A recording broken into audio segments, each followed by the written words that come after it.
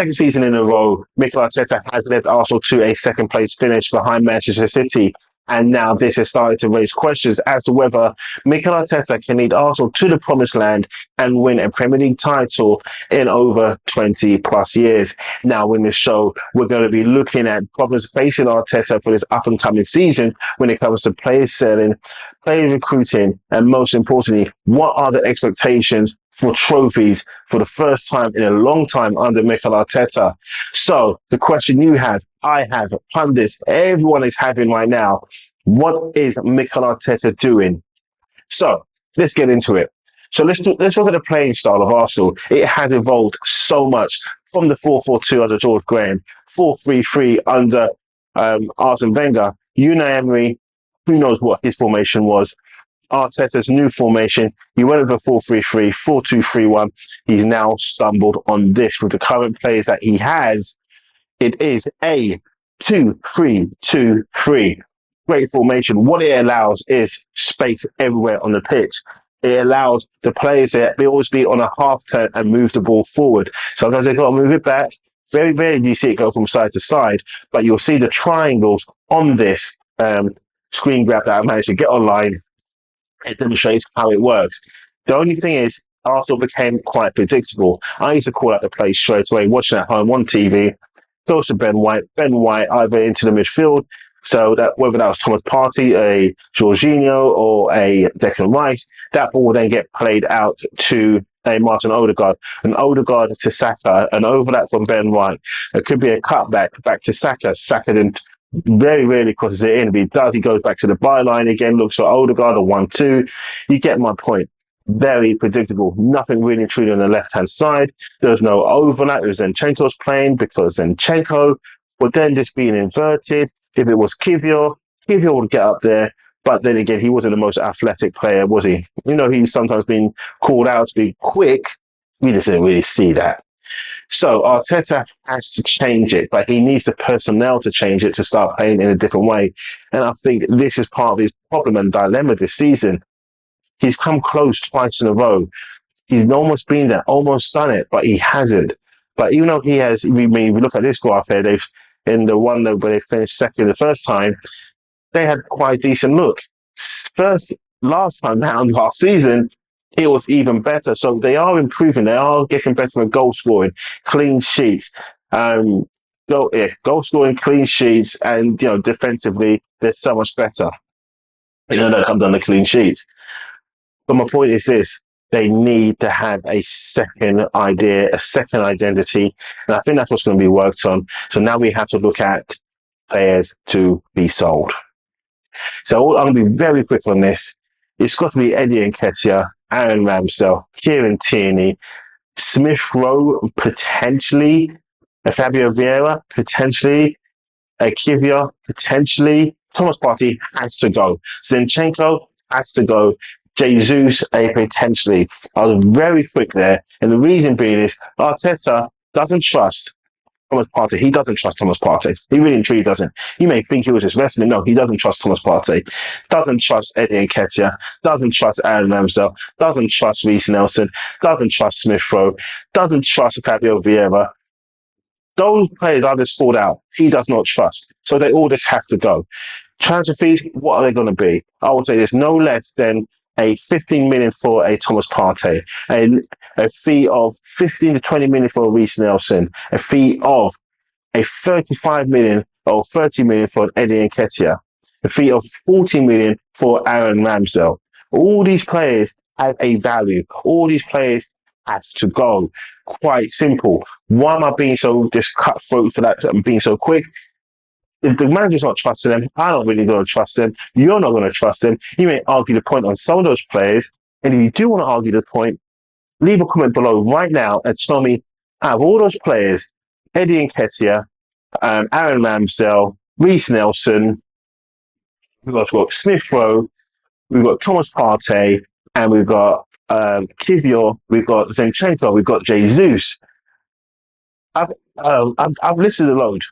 What player do you think we should keep, and why should we keep those players? And if we are to sell them, what players do you think we should sell, and what fee do you think we should be able to get for them? Right, moving on. So when it comes to recruitment, this one is tough because all the players I said that should go, the players that should come in, has to be able to suit this formation. You're seeing it again. So when the players come in, they have to be able to be adaptable. They have to be able to receive the ball, be able to also tackle, be able to be an offensive threat and a defensive threat as well. So when it comes to centre midfield, that's the place that we need to really and truly sort out. Who's going to partner Declan Rice and Martin Odegaard? What three, almost said threesome there, but I still said it. What trio, should I say, is going to be best for Arsenal? What's going to be best for Declan Rice? Who's going to be able to get up the pitch, back on the back in defence? Who's going to be able to tackle? Who's going to be tall enough to do headers? All this is what's needed. It's all good to talk about a Bruno Guimaraes. Yeah, we should definitely go for him because, Newcastle need to sell. Guimaraes has been touted. He's got a release clause. We should just go all in for him. I don't think maybe that's the one. There was an Amadou Onana from Everton. When that link happened, I was like, oh, that could be the one. Why? Because he's big, he's tall, he's strong, he can passable. People are talking about groundbreaking passes like a Thomas Partey, but guess what? A Thomas Partey passes are few and far between. They really truly are.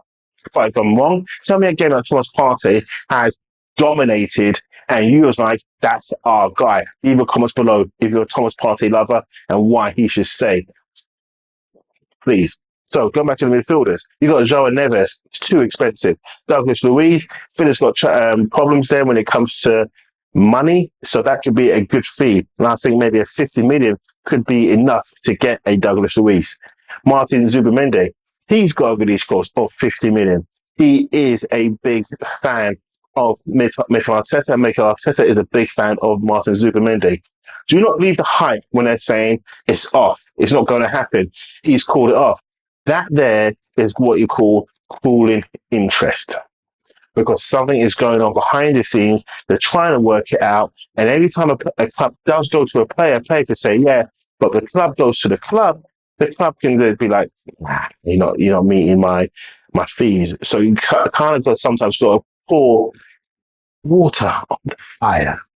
And that's sometimes what happens. The Onana one, that's happened already. 1 minute it's Arsenal have had talks with Everton. Next minute it's off, it's not going to happen. There's a likelihood that it could actually happen. Frankie de Jong, I would love for that one to happen. I just can't see it happening. But so time, why do you put it in there? Well, it could be a possibility if de Jong lowers his wages. But if you're getting a great wage at Barcelona, why lower it? What's the point? Just keep going with it. Yusuf Fofana, people have been touting his name now because apparently he can leave between 20 to 25 million. So Arsenal should snap him up. But then would he complement in what Arsenal need? Now, if Arsenal go for a two-man midfield, they buy in and they get rid of a Thomas Partey, then I could turn around and say, yeah, go for Fofana, 20, 25 million. It's a low risk, high reward, potentially. You can then compare him up with a Onana. And why are you keep on banging about Onana? 6'4", 6'5", a big player who can jump, head the ball, tackle, get up, get back, to do everything you want. But because his name doesn't sit well with you, I get it, you've got your opinions, and that's why you're thinking, no, I don't want him. I'm saying he is good. You're saying he is poor. So if you're thinking he is poor, leave your comments below and tell me why you think he is poor. If you think Bruno Guimaraes is the one to go in, leave your comments below. Tell me why you think he's the one. If you think a Douglas Luiz could be the one, leave your comments below and tell me why you think he's the one or why he's not the one and why you wouldn't pay 50 million for him, even though Aston Villa need to sell a top player to make the regulations. So what about right wingers? So we need a right winger. It's not all about Saka. I'm sorry, but Saka needs competition. He needs competition to be able to get the best out of him. The best out of him is the best for Arsenal. We can rest him. So his problems with his right, I believe it's nearly the Achilles, on his right foot can get much needed rest. We also need that rotation. And this is the problem that Arteta has. Even though he's got a big squad, he just doesn't trust the players that I said that needs to go. What needs to happen is bring in a right winger that's going to have flair, that's going to have trickery, and most importantly, he has to have pace. But you're going to say, Ty, what about goals? Goals is going to come. No doubt about it. These four players I've got up here that you're looking at has goals in them. But the thing is, are they going to be fit enough all season? Two of those players you can cross off straight away. Unfortunately, Neto and Elise, as good as they are, but they are injury prone. That leaves two there that I've got there. So you've got Victor, I can't pronounce his surname, he plays in Spain. He's muted to be pretty good. But I'm like, okay, I'll put him in there as a wild card. But the one player that I would look at and go for, who scored 9 goals in the Premier League last season at Brentford, you can get him between a 40, a 50 million, is a Brian Mbeumo. You look at that and go, Ty, really? 9 goals in the Premier League. That was more than this, Martinelli. Not as much as Trossard, I hear you. Not as much as Saka, I hear you. But you get someone who's quick. I mean, quick. Who can get up, get back, be versatile as well. That's what we should be looking at. And between the 30, well, what is valued on transfer market, you'll pay more than that. May end up with a 40 to 45. You can get him at Arsenal and he can do the job. And Saka can get the rest. And then should you then have to dovetail, then the rest Saka play Mbeumo, that's great. Or you play Mbeumo and then you rest Saka, that's even better. It makes Arsenal fast. It makes Arsenal unpredictable. It makes Arsenal more strong. And that's what we need. But what's your thoughts? Have I got it right? Have I got it wrong? You know what I'm going to say. Leave a comment below. Get involved, people. I really need your help.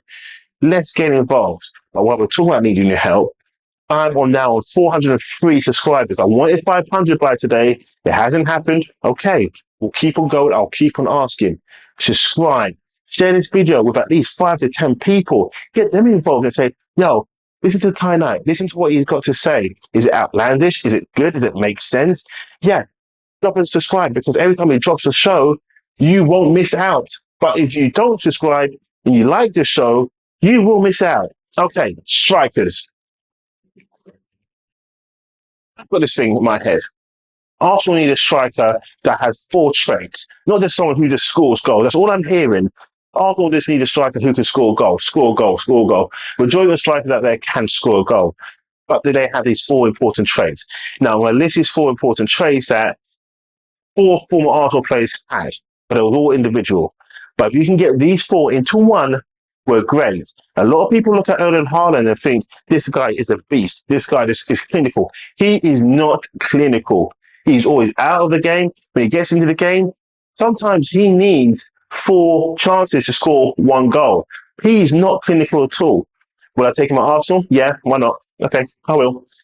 But that's just because there's no talent out there that has all these 4 traits that I'm looking for, but maybe one player does. Now, Arsenal have been linked with a Victor Gyökeres, a Victor Osimhen, a Victor Alexander Isaac, and a Benjamin Sesko. The 4 things I need from a player to play up front for Arsenal: the heading ability and the hold-up playability of Olivier Giroud. He was so underrated at Arsenal, and he's gone on to have a flourishing career since he left Arsenal, believe it or not. I need someone with the pace of a Thierry Henry and trickery and skills of a Thierry Henry. I really do. Henry was great. He wasn't the most clinical. He really wasn't the most clinical. He was a great player, a legend. He's got a statue there outside Arsenal. The next player I need, a striker that Arsenal's going to buy, mixed into one, is a Dennis Bergkamp intelligence. Bergkamp wasn't the fastest of players, but his intellect was unbelievable. Be able to bring players into a game, pretty much like Olivier Giroud. But Bergkamp was just on another level. So I say, again, another player with a statue outside Arsenal. Final goal scoring ability of a Ian Wright. I will say Wright, he is the best Arsenal goal scorer, not by numbers, but by chances. Wrighty was just different level.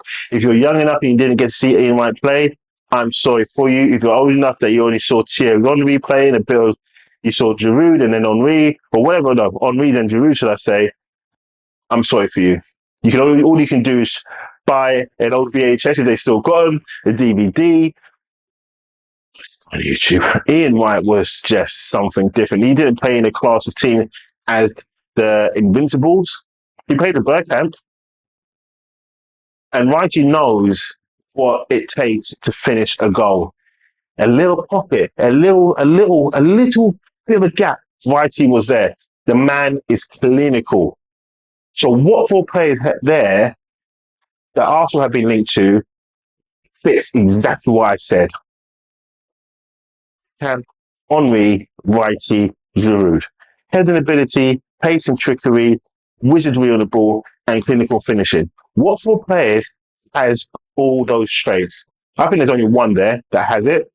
You can say that's so predictable because of what's been going on in the media. But technically, everything I've said, three of them have it. Or we could say two of them actually have it. The difference is which one do you want to see at Arsenal? And you may say, actually, I want this person at Arsenal from the list that you got there, Ty, because of X, Y, and Z. Leave your comments below. Get involved. That's so important. Get involved. It's good watching, but it's better hearing from you so then I can debate you on your thoughts. If you think I don't do it, give me a chance and I'll prove to you that I do it. So again, 403 subscribers, 500 is a goal. So from 500, we're going to 1,000. From 1,000. So when it comes to trophies, what do we want as fans? We want it all, don't we? But what should Arteta actually be judged on for this season? I say we go after the Premier League. 100% Arsenal have to go for the Premier League, first and foremost. Then people say the Champions League. Then they'll say the FA Cup. And last importantly, the Carabao Cup.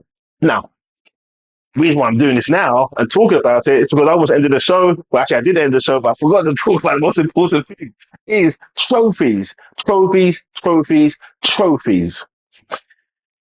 The trophies is so important to Arsenal and for Mikel Arteta because this is now going to be not his last season with the club because he's going to sign a new contract. We know that's going to happen. And that will happen when the transfer window opens because it makes it easier. Then Arsenal can go after the players, knowing that they've got a manager there that's staying there, that's committed to the cause, and then the players will start rolling in once he signs that trophy. But for people to get off his back, which I don't think is ever going to happen because they'll be looking at, we need a Carlo Ancelotti. One thing I'll tell you about Ancelotti, yes, he wins, but he doesn't build. And what do I mean by that? If you've got young players there and they're not ready, he ain't playing them. He's not going to give them a chance. Arteta is what Arsenal need. And Arteta is what Arsenal need now, the future. To keep on building and keep on striving, but not just for the Premier League, not just for the Champions League, but for domination. So should Arsenal go for the Carabao Cup? Yes. Should they go for the FA Cup? Yes. Should they go for the Premier League? Yes. And should they go for the Champions League? Hell yes, they should. My expectations, what I want to see and what I want to get for Arteta, most importantly, is that Premier League. That just shuts up the conversation whether he can win it in a Pep era or not. The Champions League, there's loads of managers. The FA Cup, loads of managers. There is for the Premier League, but the Premier League is dominantly done by Manchester City. Just like when Ferguson was done it. Wenger was up for it. He won the Premier League 3 times under the era of a Mourinho that was, did he? No, I think he didn't win it when Mourinho came in.